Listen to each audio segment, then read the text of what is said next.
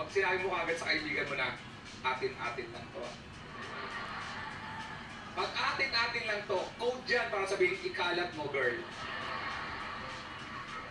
Wala pang nagtagumpay na atin-atin lang, talagang namatay siya na, ano yung sikreto nyo? Amin-amin lang yon. Yung pinagsabihan mo ng atin-atin lang to, pag kumalat yun, sabi mo di ba atin-atin lang yun? Oo, yung sinabihan ko rin, sabi ko, amin-amin din yun. First level ng chismis yun. At alam mong medyo nahuhuli ka na, at nasa second level ng chismis, pag nagsimula na ng kwentuhan, yun na nga. Di ba yung mga nagmamadali pa? Girl. Yun na nga.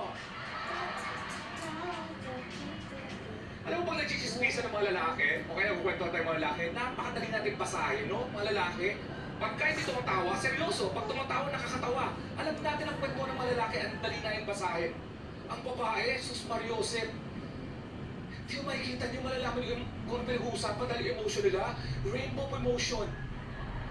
Pag nakita mo yung umiiyak, di mo sigurado kung nakakaiyak yun. Di ba parang, ano yung pinagkukwento yung nakakaiyak? Tears of joy to. Assessor namin sa kaibigan namin.